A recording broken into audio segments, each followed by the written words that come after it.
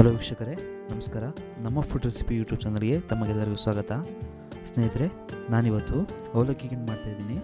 ಈ ಅವಲಕ್ಕಿ ಗಿಣ್ಣನ್ನ ಮಾಡೋದು ಹೇಗೆ ಮತ್ತು ಏನು ಸಾಮಗ್ರಿಗಳು ಬೇಕು ಅಂತ ನೋಡೋಣ.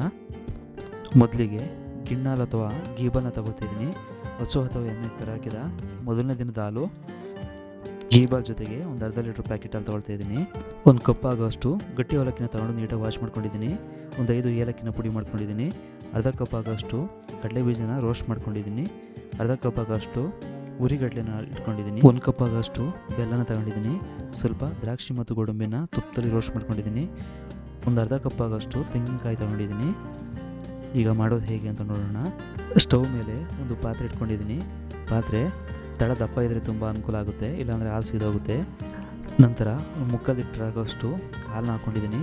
ಅದ್ರ ಜೊತೆಗೆ ಗೀಬಾಲ್ನ ಸೇರಿಸ್ಕೊತಿದ್ದೀನಿ. ವೀಕ್ಷಕರೇ, ಅವಲಕ್ಕಿ ಗಿಣ್ಣು ಮಾಡಲು ಗೀಬಾಲ್ ಬೇಕು ಅಂತ ಏನಿಲ್ಲ.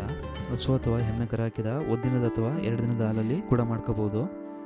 ಹಾಲಿಗೆ ಗೀಬಾಲ್ ಹಾಕಿದ ತಕ್ಷಣ ಹಾಲು ಸ್ವಲ್ಪ ಹೊಡೆದಂಗಾಗುತ್ತೆ. ಏನಾಗಲ್ಲ, ಒಂದು 15 ನಿಮಿಷ ಚೆನ್ನಾಗಿ ಕಾಸ್ಕೋಬೇಕಾಗುತ್ತೆ. ಅಲ್ಲಿವರೆಗೂ ಹುರಿದಿಟ್ಟಿರ್ತಕ್ಕಂಥ ಕಡಲೆ ಬೀಜ ಹಾಗೂ ಕಡಲೆನ ಗ್ರೈಂಡ್ ಮಾಡ್ಕೊತಾ ಇದ್ದೀನಿ. ನೋಡಿ, ಹಾಲು ಹೊಡೆದೋಗಿದೆ.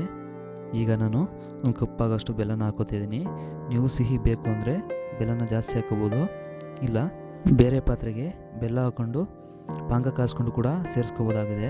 ನಂತರ ಏಲಕ್ಕಿನ ಹಾಕೋತಾ ಇದ್ದೀನಿ. ಏಲಕ್ಕಿ ಜೊತೆಗೆ ಒಣಶುಂಠಿನೂ ಕೂಡ ಸೇರಿಸ್ಕೋಬೋದು.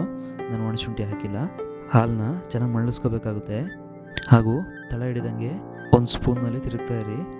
ನಂತರ ನಾನು ಏನು ಅವಲಕ್ಕಿನ ತೊಳೆದಿಟ್ಕೊಂಡಿದ್ದೆ ಅವಲಕ್ಕಿನ ಸೇರಿಸ್ಕೊತಾ ಇದ್ದೀನಿ. ನೀವು ಬೇಕು ಅಂದರೆ ರವೆನೂ ಕೂಡ ಹುರಿದು ಸೇರಿಸ್ಕೋಬೋದು. ನಾನು ರವೆ ಹಾಕ್ಕೊಂಡಿಲ್ಲ. ಅವಲಕ್ಕಿನೂ ಬೇಡ ಅಂದರೆ ಮಂಡಕ್ಕಿ ಅಥವಾ ಕಡಲೆಪುರಿನ ಸೇರಿಸ್ಕೋಬೋದು. ಇದಾದ ನಂತರ ಒಂದು 5 ನಿಮಿಷ ಹಂಗೆ ಕುದಿಸ್ಕೊತೀನಿ. ಈಗ ಸ್ವಲ್ಪ ತಂಗಿ ತುರಿ ಹಾಕ್ಕೊಂಡು ಮಿಕ್ಸ್ ಮಾಡ್ಕೊತಿದ್ದೀನಿ. ಇದಾದ ನಂತರ ಒಂದು 5 ನಿಮಿಷ ಹಾಗೆ ಕುದಿಸ್ಕೊಂಡು ನಾವು ಮೊದಲಿಗೆ ರುಬ್ಕೊಂಡಿರ್ತಕ್ಕಂಥ ಕಡಲೆ ಬೀಜ ಹಾಗೂ ಕಡಲೆನ ಪುಡಿನ ಸೇರಿಸ್ಕೊತಿದ್ದೀನಿ. ಸೇರಿಸ್ಕೊಂಡು ಗಂಟು ಇಲ್ದಂಗೆ ನೀಟಾಗಿ ಮಿಕ್ಸ್ ಮಾಡ್ಕೊತಿದ್ದೀನಿ. ಚೆನ್ನಾಗಿ ಮಿಕ್ಸ್ ಮಾಡಿಕೊಂಡು ಒಂದು 5 ನಿಮಿಷನಾದರೂ ಬೇಯಿಸ್ಕೋಬೇಕಾಗುತ್ತೆ. ಇದು ತಳ ಹಿಡಿಯುತ್ತಿರುತ್ತೆ.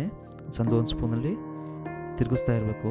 ನಂತರ ಮೀಡಿಯಂ ಫ್ಲೇಮ್ನಲ್ಲಿ ಒಂದು ಪ್ಲೇಟ್ ಮುಚ್ಚಿ ಬೇಯಿಸ್ಕೊತಾ ಇದ್ದೀನಿ. ನೋಡಿ ವೀಕ್ಷಕರೇ, ತಳ ಏನೂ ಹಿಡಿದಿಲ್ಲ, ಚೆನ್ನಾಗಿ ಬೆಂದಿದೆ. ನಾನು ಮೊದಲೇ ತುಪ್ಪದಲ್ಲಿ ದ್ರಾಕ್ಷಿ ಮತ್ತು ಗೋಡಂಬಿನ ರೋಸ್ಟ್ ಮಾಡ್ಕೊಂಡಿದ್ದೆ.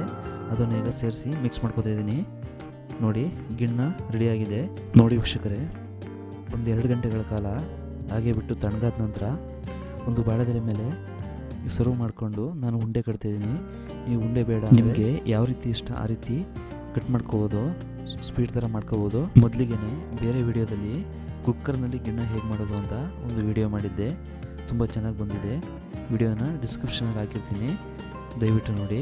ವೀಕ್ಷಕರೇ, ಅವಲಕ್ಕಿ ಗಿಣ್ಣು ಇದು ಕೂಡ ತುಂಬ ಚೆನ್ನಾಗಿತ್ತು. ನೀವು ಕೂಡ ಮನೆಯಲ್ಲಿ ಟ್ರೈ ಮಾಡಿ ನೋಡಿ. ಈ ವಿಡಿಯೋ ಇಷ್ಟ ಆದರೆ ಲೈಕ್ ಮಾಡಿ, ಶೇರ್ ಮಾಡಿ, ದಯವಿಟ್ಟು ಸಬ್ಸ್ಕ್ರೈಬ್ ಮಾಡಿ. ಏನಾದರೂ ತಪ್ಪಿದರೆ ಕಮೆಂಟ್ ಮಾಡಿ, ಮುಂದೆ ತಿದ್ಕೊಳ್ಳೋಕ್ಕೆ ಒಂದು ಅವಕಾಶ ಮಾಡಿಕೊಡಿ ಅಂತ ಕೇಳ್ತಾ ಈ ವಿಡಿಯೋನ ಇಲ್ಲಿಗೆ ಮುಗಿಸ್ತಿದ್ದೀನಿ. ವಿಡಿಯೋ ನೋಡೋದಕ್ಕಾಗಿ ಧನ್ಯವಾದಗಳು. ಮುಂದಿನ ವಿಡಿಯೋದಲ್ಲಿ ಸಿಗೋಣ. ನಮಸ್ಕಾರ ವೀಕ್ಷಕರೇ.